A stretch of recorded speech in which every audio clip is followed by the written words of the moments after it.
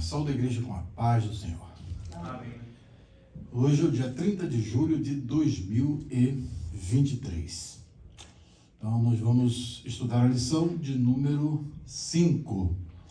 Na sequência dos nossos estudos no segundo livro de Samuel, nós vamos estudar hoje o capítulo 18. E temos hoje a grata satisfação aqui de consignar a presença do pastor Nelson e o pastor Natanael. São obreiros que... O senhor mora aqui mesmo ou é de lá? Na África. Moçambique também é de lá, né? E o pastor Natanael também. De Beira, sou de Beira também?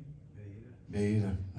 Beira, nós chegamos lá na África em 2018, né? Foi a chegada ali no aeroporto de Beira. Aí depois fomos para Messica, para Messica. E eu fiquei pouco em Beira, né? Na próxima vez agora, nós vamos ficar mais tempo lá em Beira, se Deus quiser. E sejam bem-vindos aqui, pastor Natanael, pastor Nelson, é um prazer tê-los conosco aqui. E o evangelista que já mora aqui em Canérico, não é isso? Cadê o evangelista? Você é o? Anderson. E o outro evangelista é o? Fábio. Ok, então vou guardando os nomes para poder a gente se acostumar. E é um prazer tê-los aqui conosco, que vamos ao estudo de hoje. Sempre faço aquela introdução que vocês estão acostumados, recapitulando alguns aspectos importantes do que já aprendemos nesse capítulo até o presente momento. E a sessão que é dedicada a Absalão, que vai do capítulo 13 e encerra aqui no capítulo 18, tem muitas lições que nós aprendemos ao longo de toda essa trajetória. Qual é o platô da experiência de Davi em 2 Samuel?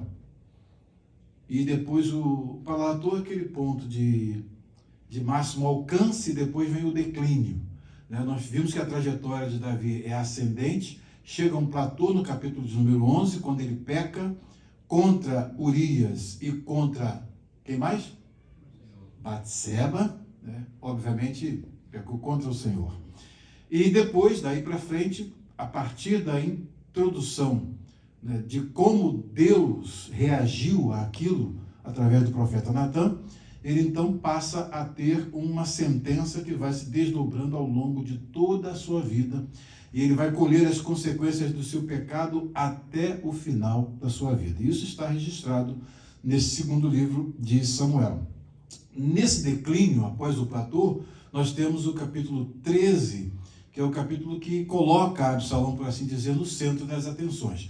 Quando, já falei para vocês nos nossos estudos, quando a Bíblia dedica muitos capítulos, ou até mesmo dentro de um capítulo, vários versículos a uma personagem, é porque essa personagem é importante e tem muito para nos ensinar.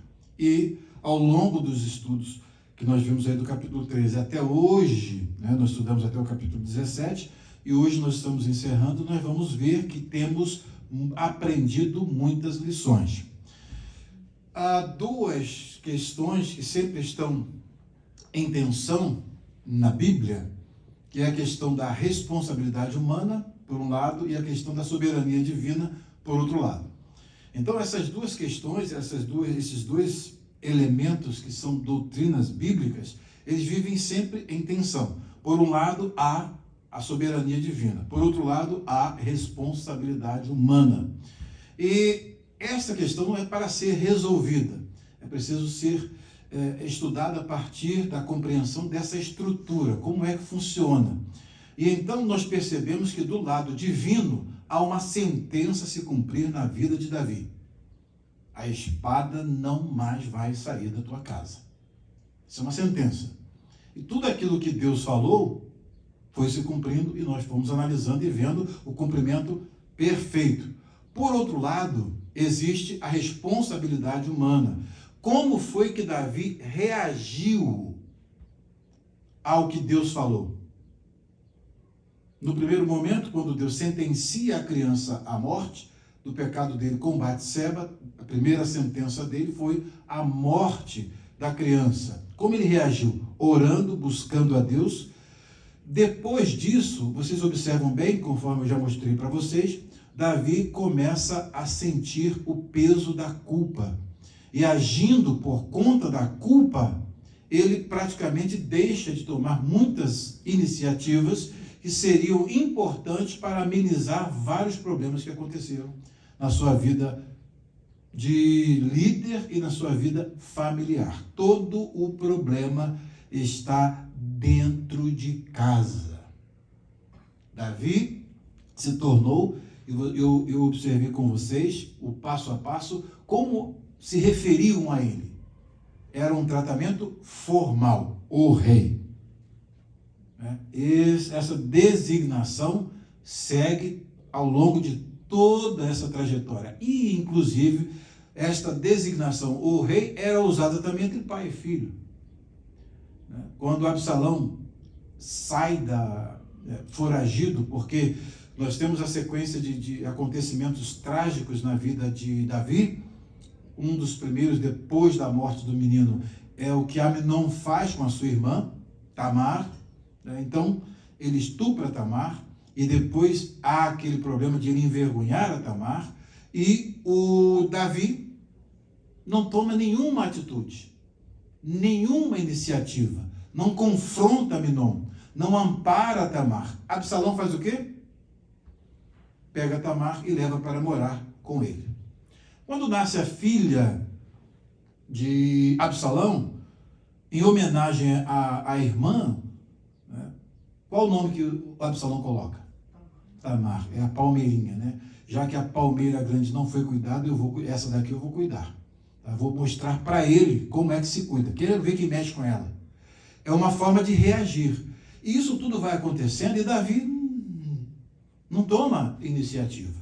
Até que acontece de todos em Israel estavam cientes do ódio que Absalão tinha do Amnon. Eles eram meio-irmãos, filhos de mães diferentes. Mesmo pai, filhos de mães diferentes. Já mostrei para vocês lá atrás, o problema da poligamia. O que isso estava implicando na vida de Davi. Um pai com várias mulheres, tinha filho com as concubinas, tinha filho com as mulheres que eram oficialmente reconhecidas no harém real. E isso tudo já está em contradição com aquilo que estava em Deuteronômio capítulo 17. Deuteronômio 17 deixou bem claro que quando eles tivessem um rei, e Deus já estava prevendo isso através de Moisés, o que eles deveriam fazer? Esses reis não deveriam multiplicar para si mulheres como os reis da circunvizinhança, das outras nações. Davi não seguiu este conselho, aliás, não é um conselho, é uma ordem divina. Já começa o primeiro problema. Nascem esses filhos e aí o problema familiar vai aumentando, até que, voltando ao episódio de Amnon, quando Amnon faz isso, não é confrontado. O Absalão aguarda 2 anos e Davi não toma uma iniciativa. Ele fica o rei enclausurado dentro do palácio como o rei. E do lado de fora, absolutamente nada. Não tem contato nem com a família e muito menos com o povo. Ele está no seu palácio, desfrutando das benesses de ser o rei. Logo em seguida, Absalão o convida para fazer, na época da tosquia, o convida para participar. Ele diz: não, meu filho, nós somos uma comitiva muito grande, vai dar despesa, e você faz aí a festa, chama os seus irmãos. Porque ele ficou meio cismado, será que ele está querendo alguma coisa contra Amnon? Ora, ele poderia suspeitar, mas todo o povo de Israel já sabia, só ler o capítulo lá do episódio que vocês vão ver. Entretanto, ele não vai à festa. É uma festa trivial. Eu sou o rei, vou levar minha comitiva para uma festa. Então, faz a festa lá com seus irmãos e está tudo certo e tudo bem. São coisas que são responsabilidades intransferíveis. A gente já vai mostrando para vocês como que ele na posição de rei é o máximo. Ele na posição de salmista é o homem produtivo. Mas na condição de pai é uma negação. E Absalão, como eu falei para vocês lá no início, é o filho à procura de um pai. Ele não quer um rei. Ele não quer um estadista. Ele não quer um salmista. Ele não quer um cantor. Ele quer um pai. E quando o pai se nega a reconhecê-lo como filho, a vida de Absalão é marginalizada e Davi cria dentro de casa um grande inimigo, que vai ao mesmo tempo alimentando um ódio contra ele da maior intensidade. E vai se intensificando, e vai se intensificando. Ele vai, faz a festa, e ali manda os servos dele matarem Aminon. Mata o meu irmão. Quando matam Aminon, aí Davi fica escandalizado, e ele foge lá para a casa do avô, vai lá para outro país distante, que é pai de uma das mulheres que Davi traz para o seu harém. Olha o problema da poligamia, e olha as consequências. Tudo isso vai amarrando com aquilo que o Senhor falou através do profeta. Ele está colhendo, primariamente, consequências do seu pecado individual no adultério com Batseba e consequências do assassinato de Urias, marido de Batseba. Ele vai criando uma rede de inimigos que, infelizmente, começa a crescer dentro da própria casa. Os problemas internos. E isso está de acordo com aquilo que o profeta falou. A espada não se apartará da tua casa. Tudo bem. Mas as coisas que ele poderia fazer como pai, não fez. E então, por isso que essas duas questões, a soberania divina por um lado, diz que vai acontecer. E por outro lado, a responsabilidade humana, simplesmente são questões que vão ficar em tensão e nós precisamos entender como lidar com essas duas estruturas que são doutrinas bíblicas. Se Davi tivesse feito o dever de casa e fosse um pai para os seus filhos, ele poderia ter evitado muitas coisas. O que neutralizou e paralisou Davi? Vocês já aprenderam. Foi a culpa.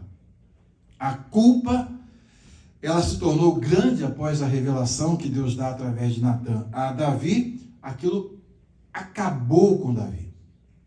Davi já não é mais o mesmo. Depois do pecado com Batseba, Davi não é mais o mesmo. Tá? Não tem jeito. Não é mais o mesmo. E então as coisas vão acontecendo aos olhos dele, ele não toma atitude, não toma nenhuma posição. O Absalão vai para lá, fica 3 anos. Aí um dos seus generais mais próximos faz aquela parábola através daquela mulher e convida que Absalão volte. Ô rei, né? Traz o seu filho de volta. Por que ele vai ficar lá esse tempo todo e distante de ti? E então o que ele fez? Atendeu o pedido de Joabe e trouxe Absalão. Absalão fica em casa, mas não vê o rei.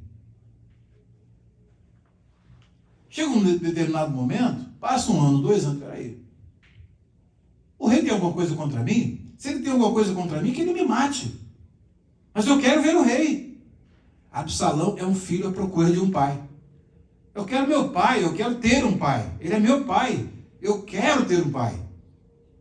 Entretanto, Davi, ele quer me ver, tá? Chama.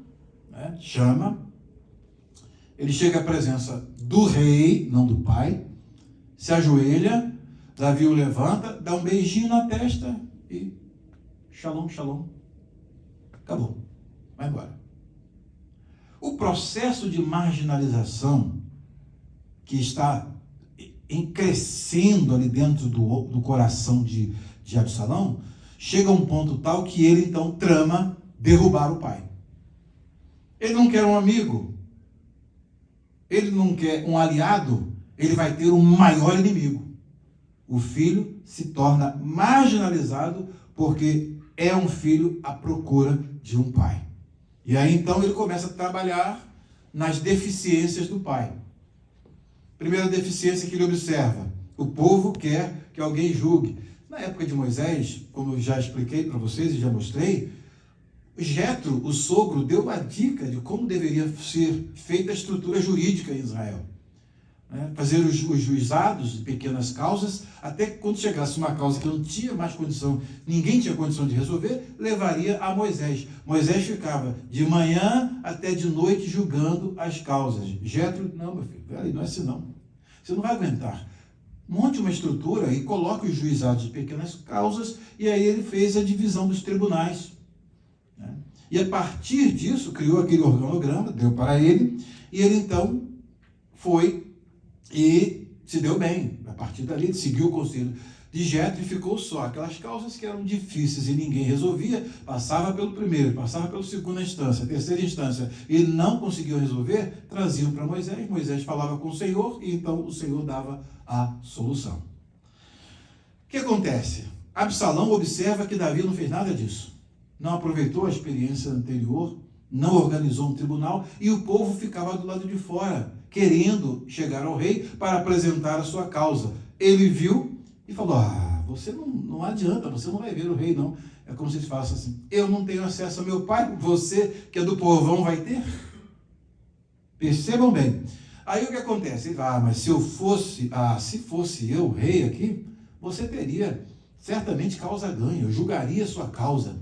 Ele foi assim conquistando todo o Israel até que deu o golpe. Ele dá o golpe, primeira fase, ele pega as 10 tribos, né?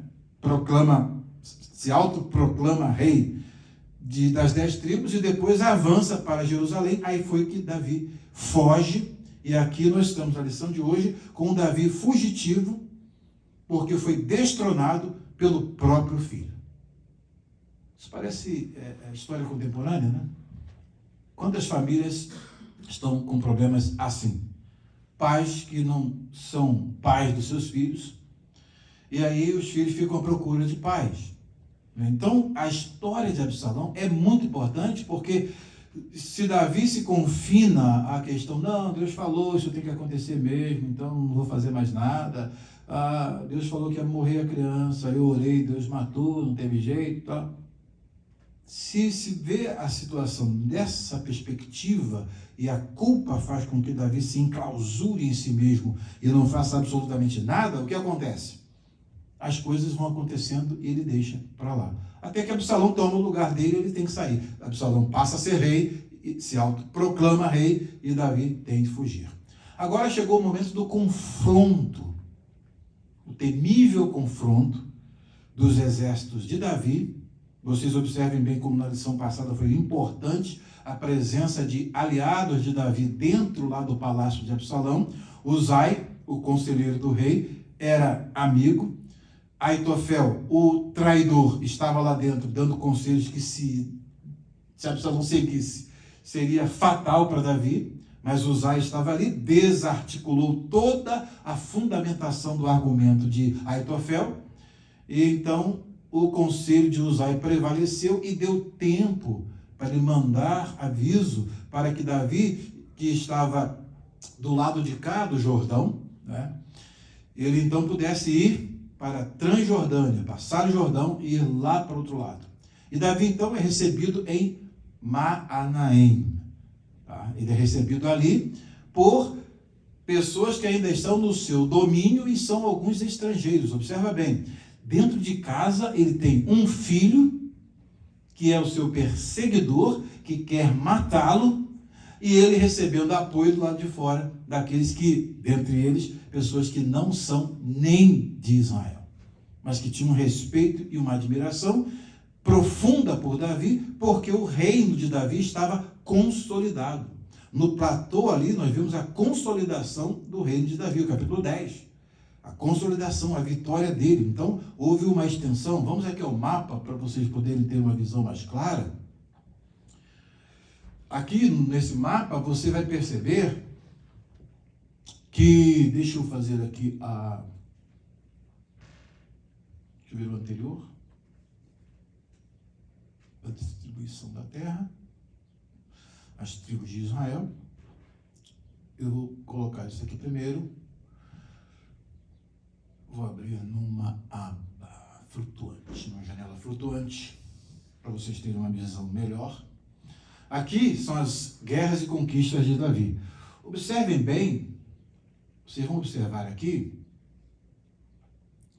que o reino de Davi está totalmente consolidado. Essa parte aqui, que está aqui em lilás, é todo o reino que ele amplia de modo tal a atender às expectativas que não foram cumpridas lá na época de Josué, na conquista da terra. E aí vocês observem bem, olha a extensão do reino de Davi. E ele vai para onde? Aqui próximo aos amonitas, nós temos aqui a cidade de Manaim. E é aqui que o Davi acha abrigo. Absalão vai no encalço dele para esse lugar. Tá? Quando o Uzai dá aquela instrução para que ele cruze o Jordão, observe que o Jordão está aqui fazendo a divisão, tá? E aqui no meio aqui é o Jordão fazendo essa divisão, e ele então vai para a Transjordânia e vai para uma região que era muito importante para ele, porque foi uma região lá da época do capítulo 2 de Isbosete. Então era uma região conquistada, e ele está ali, as 2,5 tribos que estão na Transjordânia, elas estão também ampliadas e estão aqui pegando as terras, até mesmo daqueles que eram os amonitas e que estavam ali do lado da Transjordânia. Tá? Então você tem aqui o mapa. É exatamente aqui, em Manaim, que Davi vai se alojar. Então, consolidamos aqui as abas. Com base nisso, vocês observam bem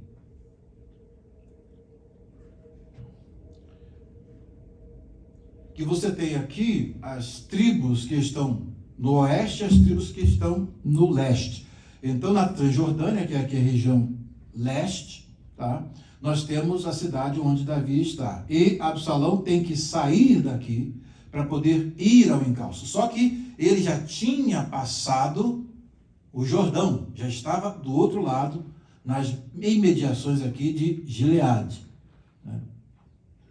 E então, observem bem, tudo isso acontece porque Uzai dá um conselho e acaba com o conselho de Aitofel. E o que é Aitofel, que era a contraparte de Judas Iscariotes no Antigo Testamento? O que ele faz?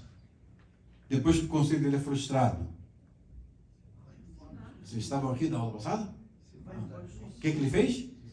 Ele se suicidou. Colocou a casa em ordem e se suicidou. Ele é a contraparte do Judas Iscariotes do Novo Testamento. Por quê? Porque ele é o traidor, ele trai Davi. O conselho que ele dá, o primeiro conselho que ele dá para Absalão, de deitar com as concubinas de Davi, é algo escandaloso, que todo Israel tomou conhecimento. Depois, a estratégia de guerra que ele dá, conforme nós mostramos na aula passada, quem esteve aqui viu toda a estratégia, nós estudamos passo a passo a estratégia de guerra, seria fatal para Davi. Mas o Uzai entra, cumprindo uma oração. Davi fez uma oração: Senhor, transtorna o conselho de Uzai. Mas ele não fala só isso e fica orando e não toma iniciativa. O que ele faz? Ele toma iniciativa, ele mandou um aliado para estar dentro do palácio. E é exatamente esse aliado que vai ser o instrumento para cumprir essa oração. Que às vezes se ora e não se toma iniciativa. Percebe? É o que Davi faz, em certo sentido, quando ele tem boa intenção ao colocar, por exemplo, o nome do filho. O que significa Absalão ou Avshalom? É o pai da paz. Ele se torna pai da paz? Então não vale só a intenção. Ele tinha que transformar esse desejo, materializar isso a partir da relação familiar. Entretanto, ele não faz isso. Então, voltemos aqui ao capítulo que nós separamos aqui. Vamos na NAA, para a gente daqui, então, ter um panorama. Tá? Davi chegou a Manaim, que em hebraico é Mahanaim, né? Aqui, tendo passado o Jordão com todos os homens de Israel. Colocou Amasa no comando do exército, em lugar de Joabe. Tá? Observem bem que Absalão está mostrando, essa substituição está mostrando o quê? O ciúme que ele tinha de Joabe. Por que o rei tem Joabe perto dele, a ponto de ser o intermediário para eu voltar, e eu quero ficar perto do meu pai? Poderia ser eu esse comandante do exército dele. Tinha potencial? Joabe tinha potencial. Então, Davi é um líder que não vê o potencial dos liderados. e marginaliza o liderado. Ele marginaliza o próprio filho. Absalão poderia ser o maior general do exército de Davi. No entanto, se torna o pior inimigo. É líder sem visão. É líder que olha o liderado e, em vez de dar todo o apoio, porque vê que Deus está investindo naquela vida, ele deixa para lá e não faz o que tem que fazer. Conclusão, às vezes cria um próprio inimigo dentro de casa. Foi o que Davi fez. E aí, essa colocação de Amasa no comando do exército, em lugar de Joabe, é uma resposta. A filha, chamada Tamar, é uma resposta. E agora, a tomada do trono é uma resposta. Já que você não quer um aliado, você vai ter o seu pior inimigo. E dentro da tua casa, produto do seu ventre. Olha o que Davi planta e olha o que ele colhe. Daí então Amasa era filho de certo homem chamado Itra, o ismaelita, que o texto massorético aqui, ele está seguindo aqui a Septuaginta, o texto massorético, vai dar a ele outro termo aqui. Qual é o termo? Ele era, o Itra era o quê? Israeli. Era o israelita. Só que essa tradução NA seguiu a Septuaginta. Tá? E então, por isso que ele traduziu como o ismaelita aqui. Que era casado. Então, está mostrando aqui que esse Amasa, tá? Esse Amasa aqui, era filho desse Itra, tá? O israelita, que era casado com Abigail. Tá? Tem outra coisa aqui interessante no nome da Abigail. Tem um Sandi aqui, que ela está aqui como aqui o Itra, o israelita, a Sherba El Avigal, né? Não tem Avigail. Então esse aí, ele se transforma num A, simplesmente porque é o que se chama um fenômeno fonológico chamado Sandi. Tá? Então, essa é a melhor explicação. Tá? Mas o nome é, na realidade, Abigail, exatamente por isso que ele traduz aqui. Outra coisa que você vai observando, quando você estuda a Bíblia e não acessa a língua original, o que ocorre? Muitas coisas que você lê no texto, você não percebe. Né? Você passa assim, voado, sem ter a condição de saber o que está no texto original. E aí, exatamente por isso, há uma perda, em muitos sentidos, daquilo que o texto em si está querendo ensinar. Então, é nesse ponto que a gente sempre enfatiza. Não saia dessa terra sem aprender a língua original da Bíblia. É uma tarefa hercúlea, né? Você tem que aprender 3 línguas para poder saber ler a Bíblia no original. Mas é muito simples quando você tem um mestre, quando você tem alguém que te guia, que te orienta, aí fica muito mais fácil. Né? E vocês não desperdicem essa oportunidade, porque daqui a pouco eu vou para a glória e quem vai ser meu sucessor tem que pelo menos saber no mínimo 10 vezes mais do que eu sei. Tá? A gente não fica nessa terra para sempre. A gente tem que deixar sucessores. Então, tá? É um desafio para vocês. A Leila está aí, está pegando hebraico firme, viu? Né, Sérgio? E você não fica para trás não, evangelista. Não fica para trás não, senão daqui a pouco ela daqui a pouco a gente está viajando para Israel, ela está lá falando hebraico lá e você não sabe nem ler o nome das ruas, não sabe ler nada. Ainda bem que tem o inglês para poder ajudar, né? Mas é importante. Não saia dessa terra sem aprender as línguas originais da Bíblia. É sempre um convite e um desafio que a gente sempre faz. Ok, então. Nesse caso aqui, vamos perceber aqui que o Itra, o ismaelita, era casado com Abigail, filha de Naás e irmã de Zeruia, e a mãe de Joabe. Então, você observa que naquela árvore genealógica está aqui tudo família. Tá? Tudo em família. E assim o povo de Israel e Absalão acamparam na terra de Gileade. Então já está lá na Transjordânia. Para você saber onde é que estão. Tá? Então já está na Transjordânia, ali na parte de Gileade, que era uma parte muito fértil e tinha uns bosques e florestas lá extraordinários. Por que Davi vai para Manaim? Por que ele vai para Manaim? Manaim. Por quê? É estratégia de guerra. Tá? Estratégia de guerra. Os homens dele eram homens treinados para a guerra. Eram homens que tinham, desde o início, você observa aqueles homens amargurados e tudo mais, depois eles se tornam os peritos na guerra. São homens com muita experiência de guerra. E vão lutar onde? Dentro da floresta. Eles conhecem a floresta, mas o pessoal que vai para lá não sabe absolutamente nada. É igual o pessoal, na época da guerra do Vietnã, o prejuízo que eles tiveram porque tinham que lutar dentro das florestas, no Camboja também, são coisas assim que eles não estavam esperando aquilo, eles não estavam acostumados. E o pessoal de casa já conhecia tudo aquilo. Então eles se camuflavam e era uma dificuldade enorme. E a guerra, olha, foi muito difícil, viu? Foi uma guerra complicada. Meu professor Karl Bosman participou dessa época dessa guerra. O professor Karl Bosman, lá de Michigan, ele participou. Então ele conta as coisas que aconteceram lá, que o negócio não foi brincadeira não. Foi brincadeira não. Então eles foram para lá. Por outro lado, quando Davi chegou a Manaim, que está lá também, nas proximidades, já estão próximos ali da região de conflito. Mas por que Manaim? Porque ele tinha que sair de Gileade e para poder lutar com o exército de Davi, eles iam lutar exatamente onde os homens de Davi eram os melhores, na floresta.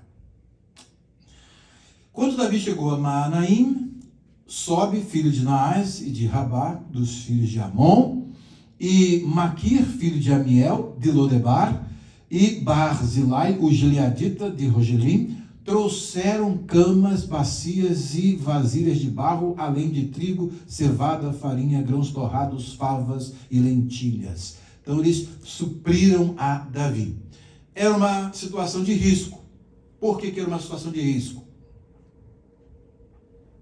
Hein? Eles estavam ali suprindo o exército de Davi. Se Davi perdesse a guerra, Absalão ia no encalço deles. Percebe? Então eles estavam numa situação de risco, mas eles apostaram em quem? Em Davi, porque já conheciam que Davi era um indivíduo ungido de Deus e que tinha estratégia de guerras, que provou que ele pacificou e tomou toda aquela região. Então eles deram todo o apoio a Davi, porque sabiam que Davi ia vencer essa guerra. Agora, eu pergunto a vocês, para vocês se lembrarem, por que Davi ia vencer essa guerra? O que garantia a vitória de Davi? O Senhor. Mas por quê? Como o Senhor disse que iria garantir essa vitória de Davi? Por um lado, tinha transpassado o pecado dele, mas por outro lado tem alguma coisa que serve de base, de plataforma, para ele estar seguro que ele não vai morrer e muito menos ser vencido por Absalão. O que era? Ele não sairia do trono, nem a sua descendência. Era o pacto foi o pacto que Deus fez com Davi, que nós estudamos detalhadamente. O pacto de um Deus fiel é que vai garantir tudo aquilo que obviamente vai mantê-lo no poder. Percebem? É o pacto. Ele seria corrigido por causa dos erros dele, mas não faltaria quem reinasse no seu lugar e ficasse no seu trono. Porque Davi é o tipo de quem? De Cristo, o filho de Davi. Tá? Então isso é muito importante. Então a realeza está garantida a Davi e Absalão vai para uma perda. Agora, por que a Sarinha até apontou esse ponto interessante na aula passada? Por que Absalão, ou melhor, por que o Aitofel se suicidou? Com certeza o plano dele falhou e ele poderia ser morto na frente. Ele sabia que o plano tinha passado, né, sem ser executado. Obviamente, o outro plano ia dar errado. Ele era muito inteligente, estrategista, sabia que Uzai estava armou uma cilada para Absalão. E ele sabia, bem, Absalão vai morrer, Davi vai voltar para cá, eu vou ter que enfrentar o rei. Bem, botou a casa em ordem, deixa eu adiantar o serviço. Se o meu plano é o certo, do outro é o errado, então a morte é certa. Percebem bem? Então essas coisas são importantes quando você está estudando a história, é você conseguir acompanhar os eventos e entender o que está se passando. É ter essa visão sistêmica, ampla, Não é? Muitas das vezes a gente estuda a Bíblia, mas deixa assim, não pega nessa profundidade. Então isso é muito importante. Aí então vejam bem, eles aqui estão conscientes de que Davi vai vencer essa batalha. Por isso não, deu todo o suporte, os homens se fortaleceram, comeram, tá? Se prepararam. E aí diz aqui o texto, verso 29, também mel, coalhada, ovelhas e queijos de leite, de vacas, os soldados, ó, pronto, se prepararam. E diz aqui, levaram isso a Davi e ao povo que estava com ele para que comessem, porque disseram, este povo no deserto está faminto, cansado e sedento. A partir daí, quando eles dão esse suprimento, tudo isso, o conselho de Uzai foi extremamente importante para dar tempo de eles se alimentarem, para dar tempo de Davi alojar o povo dentro da cidade, que obviamente era uma cidade que era um centro muito importante, né? Na época de Esbozete, você volta lá atrás, você vai ver, era um centro que era importantíssimo. Ele entra lá, acomoda todo mundo e agora prepara, dá tempo de preparar o exército, estabelecer os comandos ali, colocar os comandantes, dividir o exército e fazer toda uma estratégia de ataque. Ele não ia esperar o Absalão vir, eles iam atacar. Esse é um ponto muito importante. Tudo isso deu certo por conta de quê? Por causa do conselho de Uzai. Era para ganhar tempo para Davi se preparar e se estruturar. E aí então entramos no capítulo de número 18. Tá? O capítulo 18. E vamos então à nossa primeira pergunta. A nossa primeira pergunta está aí na tela. Deixa eu aumentar um pouquinho. Aí. A nossa primeira pergunta, nosso texto áureo, é o versículo 9. Né? E Absalão se encontrou com os servos de Davi, e Absalão ia montado num mulo, e entrando o mulo debaixo da espessura dos ramos de um grande carvalho, pegou-se-lhe a cabeça no carvalho, e ficou pendurado entre o céu e a terra, e o mulo que estava debaixo dele passou adiante. Então ele ficou lá pendurado. Por que ele ficou pendurado lá? O seu cabelão serviu agora de laço para ele ficar preso ali. Era orgulho e agora é a prova dele. E não consegue sair, e o cavalo saiu, pés sem condição de mexer. Imagine a dor ali, ele preso, né, com aquele cavalão trançado. Imagine a situação daquela floresta toda cheia de emboscadas e bem difícil de locomoção. Vocês vão ver uma informação aqui que realmente a tragédia maior foi eles entrarem dentro dessa floresta e fugirem apavorados do exército de Davi, né? E a floresta ajudou bastante. Então tudo isso foi estratégia que deu tempo de ser montada, e aí Aitofel já viu, vai dar tudo errado, não adianta. Daqui a pouco ele está de volta aqui, vou fazer o serviço, arrumou a casa do jeitinho e morreu antes de Davi voltar. Tá? Então, vamos à primeira pergunta. Em quantas partes o rei Davi dividiu os homens que estavam com ele? O que ele quis fazer e o povo não deixou? E o que o rei Davi lhes recomendou? Então, os versículos 1 a 5. Os versículos 1 a 5. Davi contou os soldados que tinha consigo e pôs sobre ele capitães de 1000 e capitães de 100.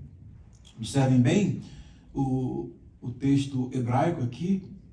Você vai ver que começa, né, sempre com um vaiktol aqui, que é um verbo conjuntivo, um verbo consecutivo, e o verbo aqui está sempre no tempo contrário. Né? Então, se ele quer dar uma informação no passado, ele vai e coloca o verbo no futuro e anexa a ele o verbo consecutivo. Daí, vaifkod, yifkod é futuro, né? Reunirá. Né? Como está com o verbo consecutivo, ele fica vaifkod, em vez de ele reunirá, ele reuniu. Tá? Então aqui foi traduzido na NAA como contou, mas a NVI, por exemplo, vamos ver se a NVI, ela coloca aqui passar em revista. Na realidade aqui é a reunião, o verbo literalmente é a reunião. que é o que está aqui, mustard. Né? Vaifkod Davi et Ha'am, aqui é outro termo, que é utilizado geralmente para povo. Tá? Para povo. Nesse caso específico aqui, a referência, o referente é o exército. Tá? É o seu exército. Então, por isso que acerta aqui a NVI, a NA, por sua vez, vamos lá, contou os soldados que tinha. Então está mostrando aqui que não era o povo comum. Tá? Ha'am, aqui, é povo, mas aqui não é o povo comum, aqui é aquele povo selecionado para esta guerra. Então é o exército. Então, e a NVI aqui bem mais precisa nesse caso. Ele passou em revista o exército e nomeou comandantes de batalhões de 1000 e de 100. Vaifkod David et Ha'am, Asher Ito, vamos falar Asher Ito, que com ele. Falta o que aqui? O verbo que estava com ele. Então a estrutura do hebraico aqui tem uma cópula inexistente, não tem o verbo ser aqui no passado. É diferente, por exemplo, do hebraico moderno. O que acontece no hebraico moderno? Essas estruturas são totalmente modificadas e os verbos, em vez de ter um vaiktol aqui, é simplesmente um verbo direto. E Davi, vamos ver aqui. Só um detalhe que eu gostaria de mostrar para vocês prestarem atenção de como houve uma grande evolução do hebraico bíblico para o hebraico moderno. Vejam aqui. Ok. Aqui você tem o texto no hebraico clássico, de um lado. Você tem o texto no hebraico clássico e você tem o texto no hebraico moderno. Então, a diferença aqui é importante, porque quando começa aqui já com o verbo, aqui já começa com o sujeito. Vê David, então aqui você tem Vaifkod David. E Davi, e reuniu Davi. E no hebraico moderno, já vem de um modo direto. Vê David, arar. Então, é o verbo, vem aqui sujeito e verbo. E aqui é verbo e sujeito. Há uma diferença aqui no hebraico. E et Ha'am, que é o exército, mas você observa bem que aqui no hebraico moderno já tem mifkad, o verbo yikfod aqui, a mesma raiz aqui.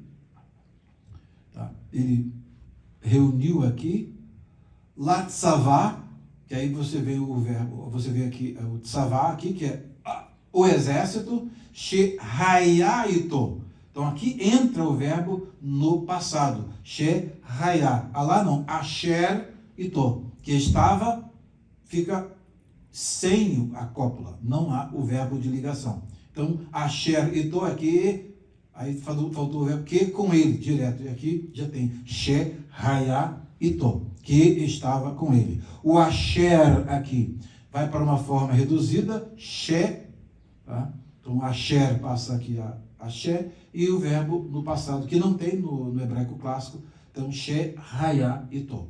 Tá? Só essas diferenças que, para vocês verem, o Tanakh Ram, eles estão traduzindo o hebraico clássico para o hebraico moderno, assim, de facilitar a leitura para os israelitas. Então, a sociedade que faz essa tradução, ela está fazendo com o objetivo de um israelense hoje, que não tem acesso ao hebraico clássico, porque há uma diferença enorme, ele tem a condição de ler o Tanakh, ler o Antigo Testamento. Então, eles fizeram a tradução, primeiro volume, esse aqui é o segundo volume, que pega os profetas anteriores, incluindo aqui o segundo livro de Samuel.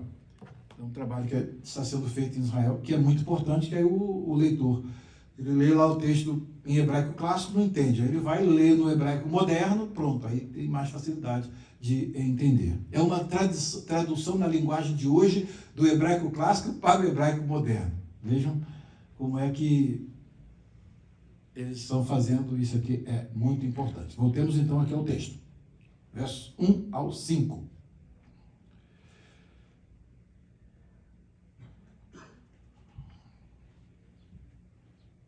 Depois dividiu o exército em 3 companhias. Então aqui ele divide os batalhões que estavam aqui com ele, a tropa, né, os exércitos, ama, aqui traduzido como tropa, como exército.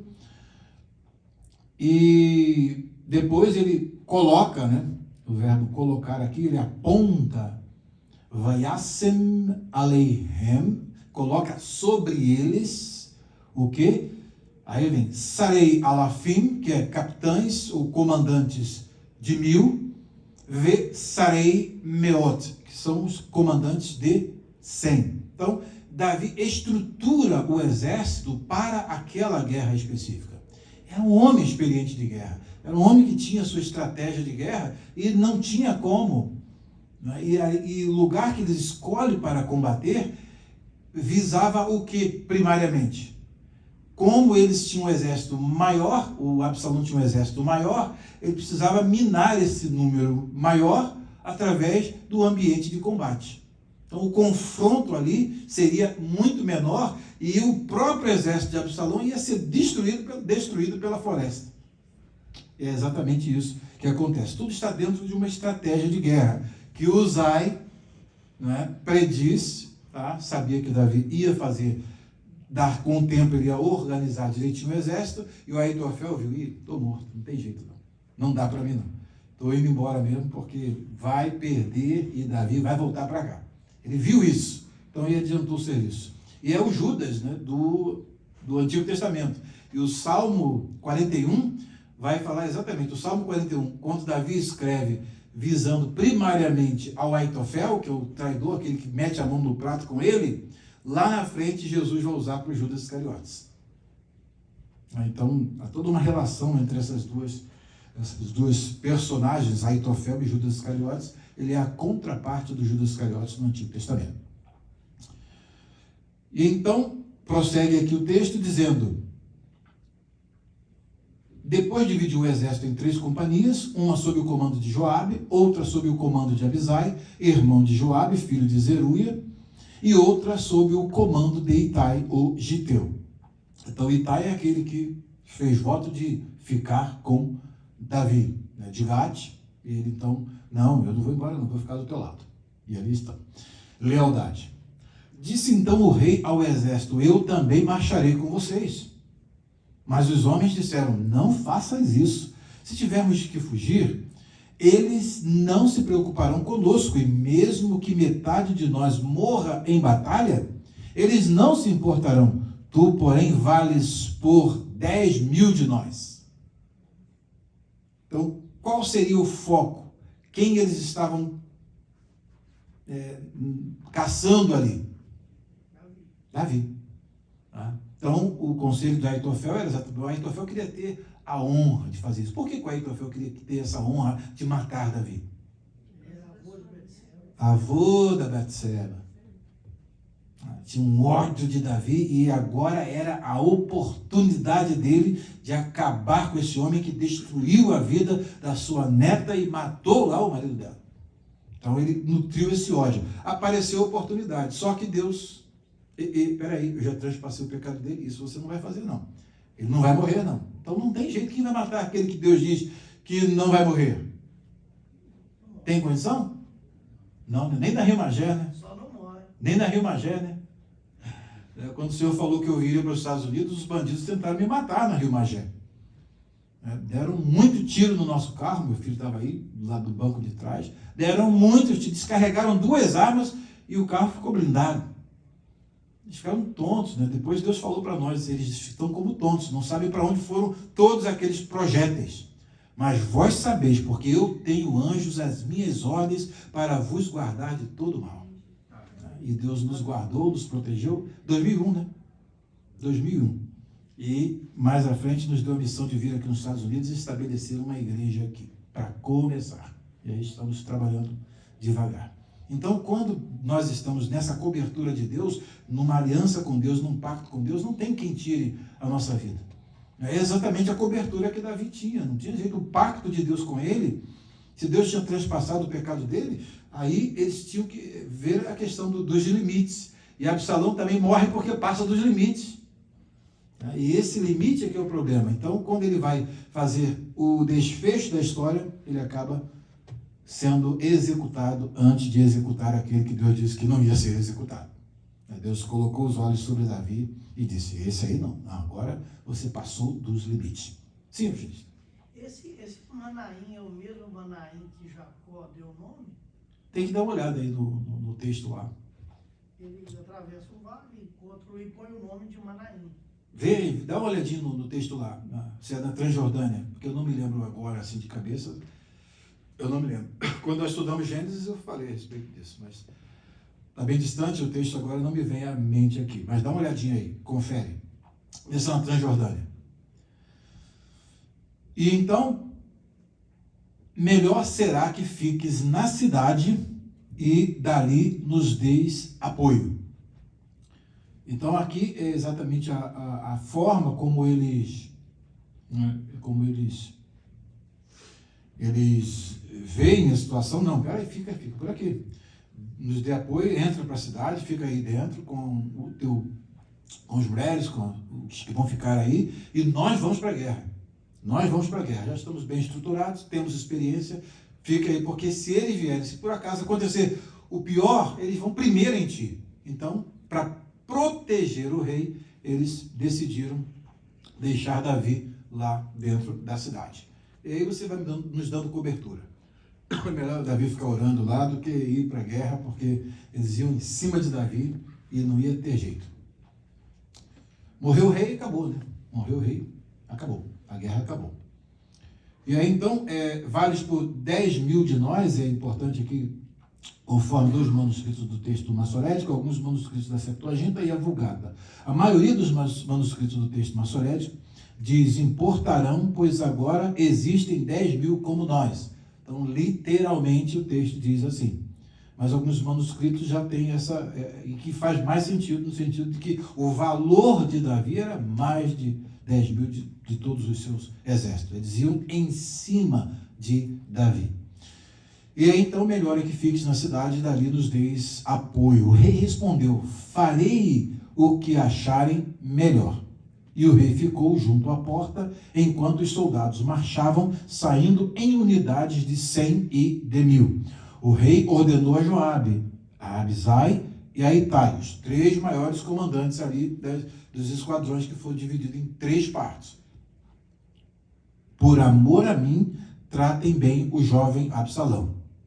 E todo o exército ouviu quando o rei deu esta ordem sobre Absalão a cada um dos comandantes. A segunda pergunta.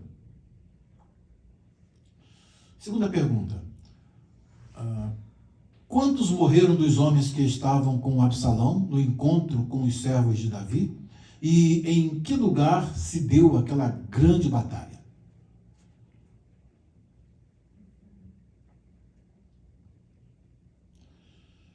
Então, a segunda pergunta. Assim o povo saiu, vamos ver aqui os versículos 6 a 8. Vamos ver lá, NA. Assim o povo, vou pegar melhor aqui. O exército saiu a campo para enfrentar Israel e a batalha aconteceu na floresta de Efraim. Tá? Esta floresta de Efraim, é importante nós observarmos que no mapa, quando nós temos aqui, Efraim fica a oeste, fica na Transjordânia, e essa floresta é na Transjordânia. Então, é um lugar totalmente diferente de lá onde está a tribo de Efraim. Vamos ao mapa para vocês terem esta visão. Aqui está o mapa. Onde está Efraim? Efraim está ao oeste. Né? E esta floresta está aqui numa região próxima a Maanaim. Então, observem bem que não é dentro do território. Tá? E também, observem que a guerra ocorre na Transjordânia. Então, esse é um ponto muito importante. Comentaristas, vamos ver aqui quem... Aqui. Vamos ver o Toshio... Cadê ele? David Toshio Tsumura. Esse japonês é bom, viu? Esse japonês é bom. O David Toshio Tsumura, vamos ver aqui a abordagem que ele faz aqui. Ok, a morte de Absalão. Aqui. Ele fala a respeito disso aqui. Tá? Do verso 6 a 8, aqui o comentário que ele faz, a floresta de Efraim, na verdade, não ficava no território tribal de Efraim, mas a leste do Jordão, em Gileade. Então, era uma área lá, que nós não sabemos se foi depois reivindicada pela tribo de Efraim, né, mas era uma área lá na Transjordânia, tá? E ficava ali ao leste do Jordão, em Gileade, exatamente onde estava Gileade, pertinho ali de Maanaim. Tá? Então isso é importante. Gileade era aparentemente conhecida por suas florestas. Jeremias capítulo 22, versículo 6, que vai falar exatamente isso. Porque assim diz o Senhor acerca da casa do rei de Judá: Tu és para mim Gileade, a cabeça do Líbano, mas certamente farei de ti um deserto e cidades desabitadas. Então, quando se fala de Líbano aqui, é que, de fato, é uma região com muitas florestas. Então, Jeremias vai dar essa informação lá na frente. Aqui, o experiente exército de Davi está em vantagem até mesmo contra a força muito maior dos homens recém-criados ali, que são os soldados que foram chamados. Qual foi a estratégia de Aitofel? Selecionarei 12 mil homens para ir para a batalha. Uzai, não. Pega o povo de todo Israel e chama a multidão e manda para lá para guerrear. E você vai na frente.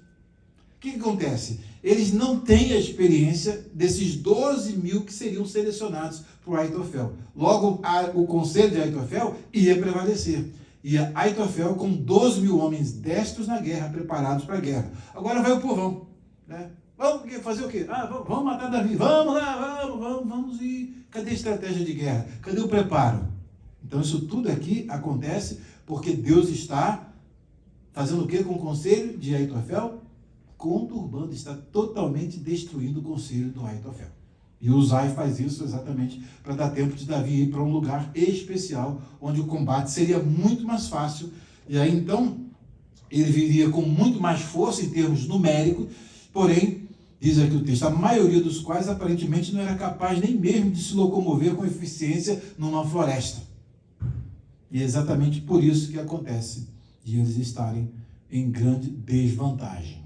Então isso aqui é importante, esse ponto aqui é super importante, diz aqui o David Toshio Tsumura. E aí, prossegue aqui o texto. Onde o exército de Israel foi derrotado pelos exércitos de Davi. Houve grande matança naquele dia, elevando-se o número de mortos a 20 mil.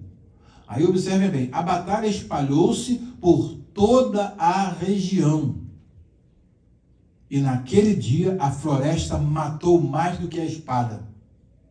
Ou seja, desses 20 mil que morreram, a maior parte eram desses que não tinham treinamento de guerra. E ainda vão enfrentar treinamento de guerra numa floresta, na hora de fugir, nem isso eles conseguiram fazer dentro da floresta. Tudo isso é estratégia que foi montada por Davi e graças lá ao conselho de Uzai, para poder dar tempo de montar tudo isso e ir para um lugar estratégico, e Davi ficou protegido lá em Maanaim, e os seus exércitos aqui vencendo toda esta batalha, com facilidade, porque a floresta ajudou a devorar mais gente.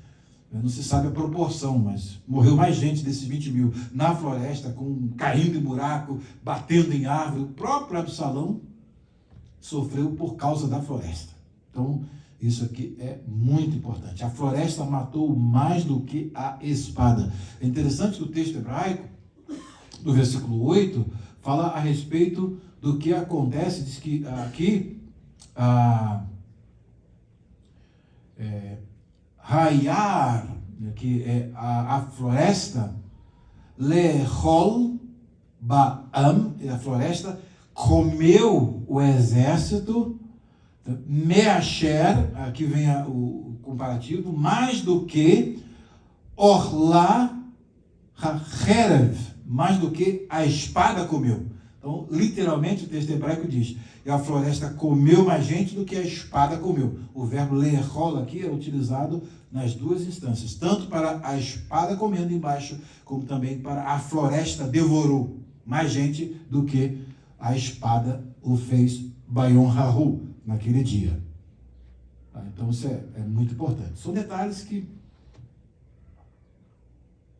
a gente aponta. A próxima pergunta. A terceira pergunta. O que aconteceu a Absalão ao passar debaixo de uma árvore e informaram a Joabe, e o que Joabe e seus moços fizeram a Absalão? Então vamos lá, os versículos 9 ao versículo 15. Aqui vai ter toda essa história numa sequência. Vamos lá. 9 ao 15. Durante a batalha, Absalão, montado em sua mula, que era o transporte, né, dos reis, né, então era uma mula, encontrou-se com os soldados de Davi.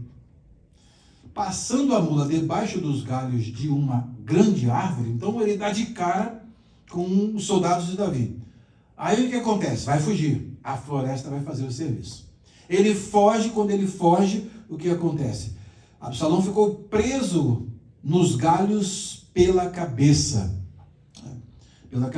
Aqui o Tsumura, né, dá uma informação importante, é que há uma figura de linguagem usada aqui no hebraico, e essa figura de linguagem aqui, ele aponta aqui a questão da floresta, comeu, devorou, e aqui a frase que mostra como ele estava aqui na cabeça, enquanto Absalão estava cavalgando, o particípio roqueb aqui, com um sujeito precedente, sugere que se trata de uma oração subordinada, fornecendo informações de fundo para os seguintes eventos. A mula foi e a sua cabeça se prendeu e ele foi colocado aqui, no caso, na forma do Vayictol, que é o Vav com o futuro. Aí, mais embaixo,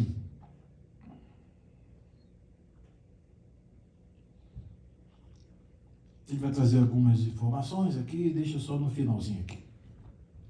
Vai trazer o Walter Brueggemann, o comentário de Walter Brueggemann diz que o texto hebraico é muito difícil, e Tsumura diz, não tem nada de difícil aqui, é só entender que é uma figura de linguagem. Às vezes o texto parece obscuro, mas não é nada de obscuro. E aqui, então, ele simplesmente diz aqui, contradizendo o Walter Brueggemann, quando o Brueggemann diz que esse é um texto muito difícil, na realidade não é. O termo cabeça aqui, que é utilizado em hebraico, como também acontece em japonês, que ele é japonês, então vê que essa figura de linguagem utilizada lá, poderia ser sinedok, para cabelo. Então, utiliza uma palavra para significar outra aqui. Então, é exatamente isso. Quando o Absalão fica preso, ele fica preso, e a gente já tem informações antecedentes dos seus grandes cabelos, e passa e fica no galho de uma árvore. Tá? E aí, então, ele fica preso ali, e é exatamente isso que o texto está querendo dizer. Então, por que o Brueggemann, que é um excelente comentarista, complica a situação? É uma sinédoque. Então, aqui o termo cabeça, que é utilizado no original hebraico, na realidade tem o significado do seu cabelão que ficou preso ali, ele ficou pendurado, né, e com os pés no chão, porque ele estava em cima da mula, a mula foi embora, ele ficou ali preso. E aí não tem como fazer nada, e o cabelo está lá em cima, ele mexe em cima, ele não tem base embaixo, então ficou preso ali, tá, sem poder fazer nada, sem contar a dor, né? Sem contar a dor ali no couro cabeludo, ele com o peso todo ali, com o seu cabelão, um cabelão enorme, que ele tinha cortado de ano em ano, né? Então, é uma informação muito importante. Portanto, a explicação que a obscuridade pode, não tem nada a ver aqui, é totalmente sem sentido. Se este é um comentário teológico, só se pode fazer isto lendo as próprias ideias do texto antigo sem uma base sólida. Então, o Brueggemann está colocando a ideia dele no texto, não tem nada a ver com o que o texto de fato diz. É uma sinédoque, figura de linguagem. Eu já falei muito de figuras de linguagem para vocês ao longo dos nossos estudos. Voltemos então ao texto. Aqui. Então aqui, Absalão, passando a mula debaixo de galhos de uma grande árvore, Absalão ficou preso nos galhos pela cabeça. Obviamente aqui os seus cabelões. Né? Ficou pendurado entre o céu e a terra, e a mula prosseguiu. Um homem o viu e informou a Joabe: acabei de ver Absalão pendurado numa grande árvore. Você o viu? Perguntou Joabe ao homem. E por que não o matou ali mesmo? Eu teria dado a você 10 peças de prata e um cinturão de guerreiro. Mas o homem respondeu, mesmo que fossem pesadas e colocadas em minhas mãos 1000 peças de prata, eu não levantaria a mão contra o filho do rei. Ouvimos o rei ordenar a ti, a Abisai e a Itai, protejam por amor a mim o jovem Absalão. Por outro lado, se eu tivesse atentado traiçoeiramente contra a vida dele, o rei ficaria sabendo, pois não se pode esconder nada dele, e tu mesmo ficaria contra mim. Tu mesmo ficarias contra mim. E Joabe disse, não vou perder mais tempo com você. Então pegou 3 dardos e com eles traspassou o coração de Absalão, quando ele ainda estava vivo na árvore. E 10 dos escudeiros de Joabe cercaram Absalão e acabaram de matá-lo. Aí termina um que poderia ser o grande aliado de Davi. Aguardem as emoções mais à frente para ver como Davi reage a esse acontecimento. O rei, o salmista, o homem de oração, como ele reage a esse acontecimento. O que Absalão queria? Um pai. Ele só vai ter isso quando morre. Quando morre. Mas vamos prosseguir aqui.